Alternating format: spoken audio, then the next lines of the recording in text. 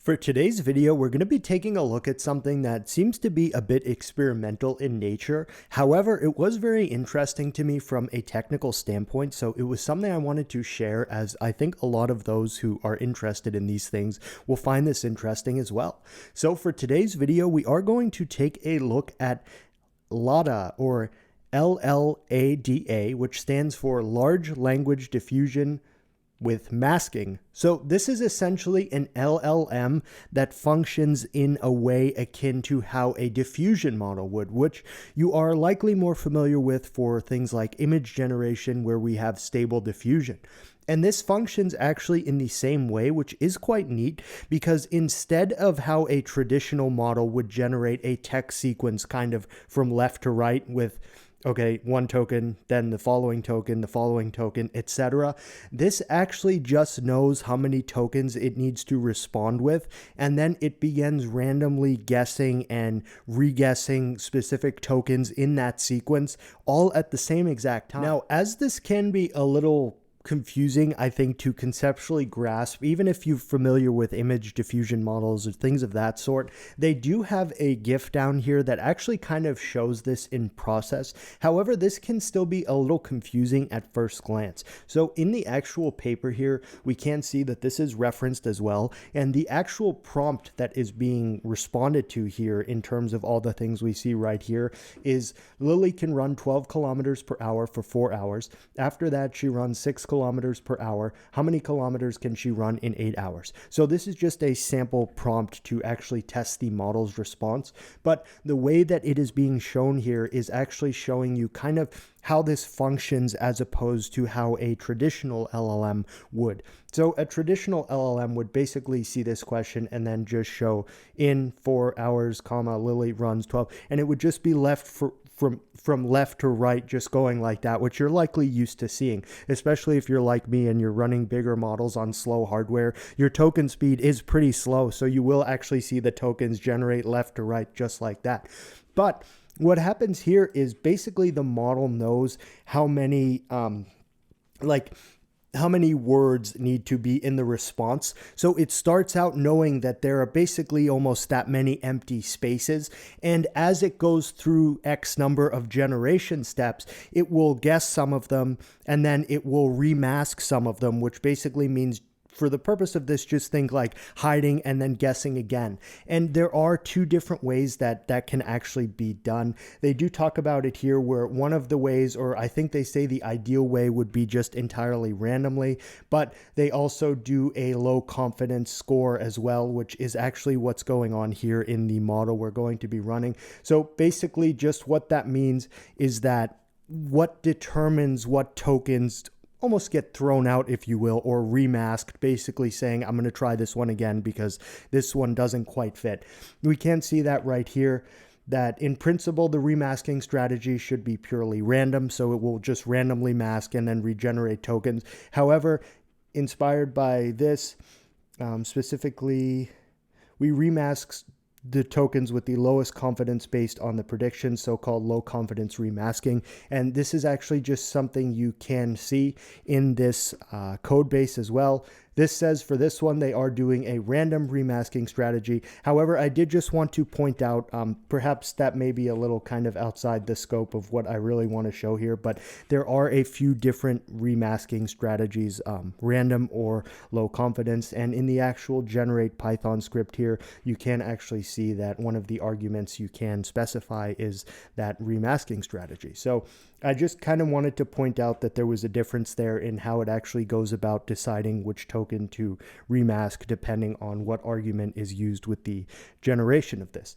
Now, aside from that, if it is still perhaps kind of a little confusing for this, it almost reminds me of what's the show? Wheel of Fortune, where basically it starts out with kind of like an empty board. It might have like one thing in there or something, and then you kind of pick the letters to fill in. It's not quite the same, but just seeing this visually here kind of reminds me of that. And I do think it is just kind of cool.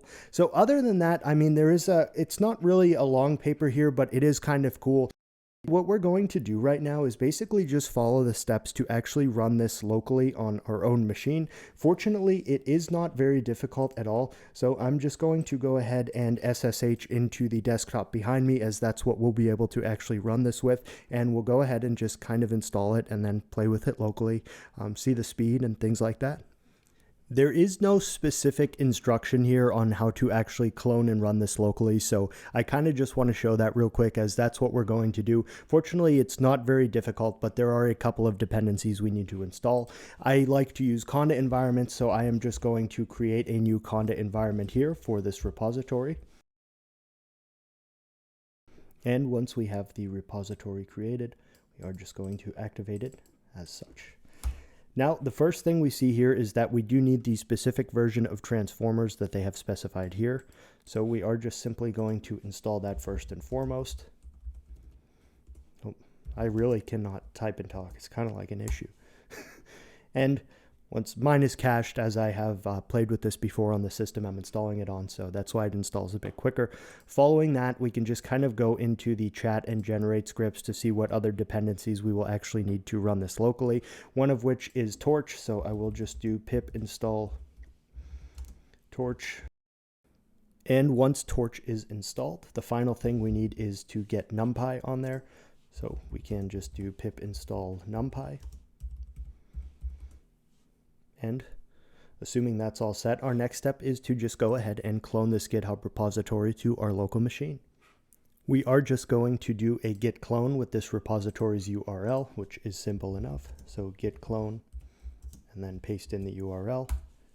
And once it has cloned it into our machine, we are just going to change our current directory into the one pertaining to what we just cloned. And we can now see that we are in this cloned directory.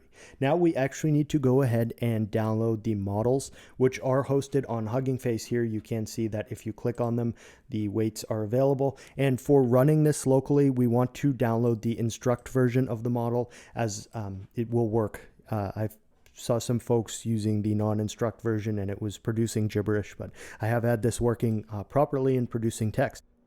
I had a brief technical mishap, so I just want to point out that if you're running the chat.py script for the first time, it will go ahead and download all of those models from Hugging Face.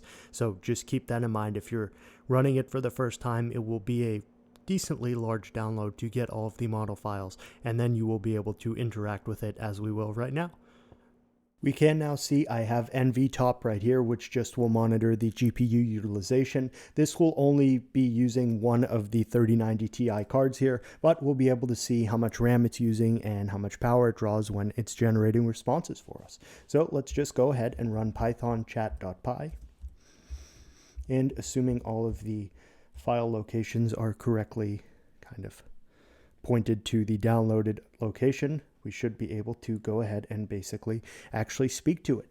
Now, when we see right here answer length and sampling steps, these are things we can change, and perhaps in the later or concluding half of this video, I will just go ahead and perhaps give a little more of a technical look at some cool things about this model or some unique things about it. But for now, we can just say that with this set to the same as this is functioning fully as a diffusion model and is quite cool. So I will just go ahead and ask it, what is a GPU? And we can see right now, with it just loaded and not doing anything, it is taking up about 15.8 gigabytes of video memory. As I go ahead and click that, it jumps up a bit to 16.9, and the graphics card utilization goes very high. But we can see that unlike a traditional model where we're used to seeing it generate its response token by token, this just kind of does it all in the same way we saw right here, where basically this is a visual guide to what is actually going on before it actually shows us the whole result at once right here. And we can see that it did correctly and lucidly answer the question. I'm not going to really be testing its coherence or anything beyond just seeing that it does actually generate consistent and coherent text. And it really is actually just quite neat that this is a architecturally different way to actually talk to a language model, which is really quite neat and exciting for someone like myself who is interested in this domain, I suppose we could say. So really, because it is quite boring to just speak with it through the command line here, there is actually a Hugging Face model demo, which has a graphical representation of the actual masking and unmasking and response generation process, if you will. Now, truth be told, I think that I should quite easily be able to just actually get this running locally, so I am actually going to try that right now. Now, in a Hugging Face space, you can actually click on the Files tab from within the space, and it will generally show you all of the associated files to run that space.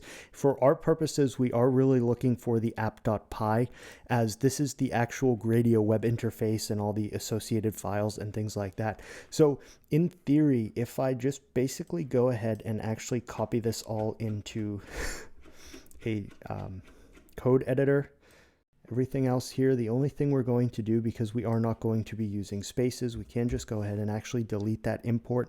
And we also need to scroll down and delete this right here, which we can just do. And following that, the only other thing I'm going to change about this is just not set it to make a default shareable link, which is kind of personal preference. But if you're running it locally on the same machine as the script gets started from, you don't normally need that. So we'll just do that. And now that all that is done, basically I am just going to make an app.py file from within this directory, paste it in, and then save it. We should then hopefully be able to run it. I realize I've made a mistake because I am on a remote session right here, so I actually do need a shareable link or I won't be able to get it with the way my network is configured, so that was a mistake on my end. I will just change that back real quick. And now, hopefully, assuming everything went fine, we should be able to run that. And you obviously need Gradio installed in your environment as well, now that we have some additional dependencies we did not have before. And now if we run python app.py, we should hopefully see that, which is a good sign. And then if it gives us a link we can click on and then open that in our browser, we will be able to get a cool little visual kind of insight to this. And we can see that fortunately that did work. So a lot of times it's pretty easy to clone these Hugging Face spaces if you have an associated GitHub repository that has all the other dependencies and things like that. And we can see VRAM utilization is what it was here. So really what this will actually allow us to do is basically see the actual generation process happening in real time, and we'll see things getting masked and then unmasked, and that will make more sense as we see this. The only thing I want to do is just ensure that I set this block length to the exact same as the generation length right here, which is 64. Everything else there I'm going to leave the same, and we can see we can select which remasking strategy we want to use. I'm going to keep it on the default of low confidence, but if you recall, they did reference the random one somewhere here in the paper as well. However, for now, we can basically just go ahead and ask it a question. So I will just say, what is a GPU? Press send. What we're going to want to focus on is actually this window right here. So this is how it starts out, where basically it sees the entire response just as masked tokens, and then it goes ahead and iterates through multiple passes, if you will, where it unmasks them and remasks them if it has a low confidence score or something like that, and unscientific. But basically we can see this happening right now. So like, okay, it generated the last one already, the period. Oh, sorry, I have a mouse. I don't know why I'm pointing at the screen, and you can see it's generating tokens not in specific order like we would traditionally see from left to right, but just kind of overall. And you can see that it actually will sometimes go back and remask something depending on what actual methodology you tell it to do that, whether it be low confidence or random. And then ultimately it generates its response, which we can see right here, which is, okay, it tells me what a GPU is. But the actual visualization of the denoising process, as they say here, or just the generation process, is really cool to see.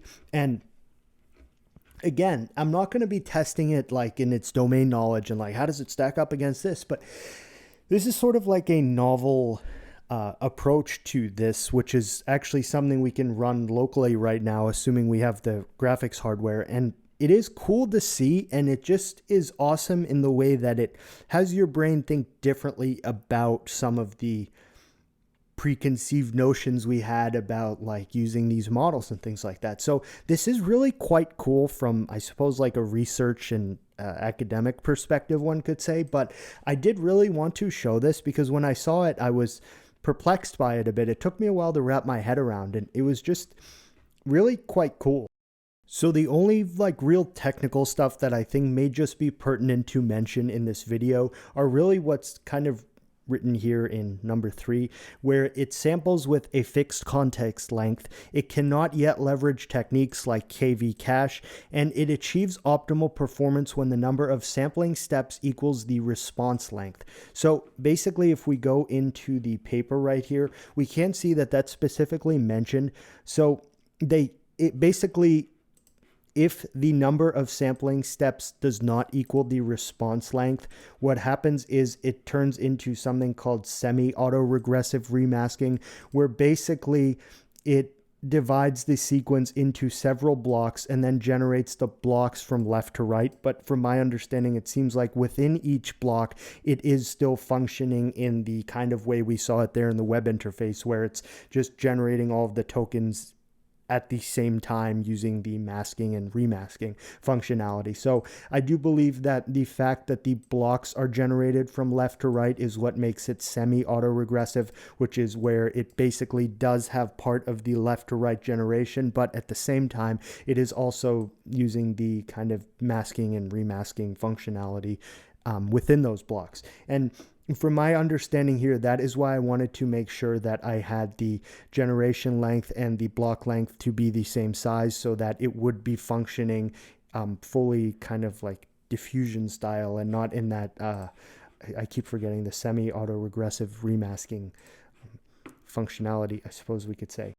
The only other thing I wanted to mention technically, of course, was that down here where they talk about the reversal reasoning and analysis, it was 3.3. So basically comparison in the poem completion task, where from what it says here, the poem completion task is essentially, I did read this, I just need to kind of find where it mentioned that.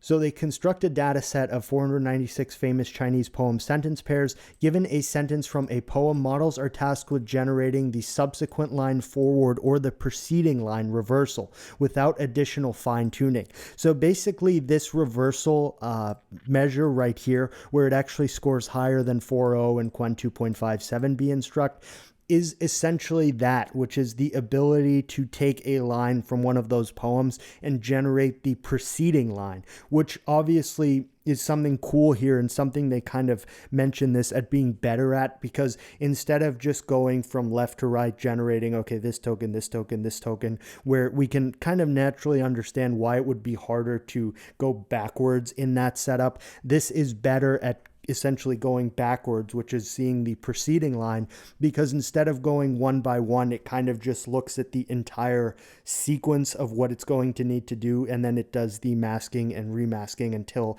it generates the entire kind of like correct response, I suppose we could say. So that is definitely something important that I wanted to point out here as well, was this reversal measurement and things like that, because it is kind of cool. And I think one of the, perhaps if you ask like, well, why, like, isn't it better to just use like a traditional model? This definitely could shed some light on that as an answer, I suppose we could say. I wanted to share this. It is on GitHub here. You can run it locally yourself.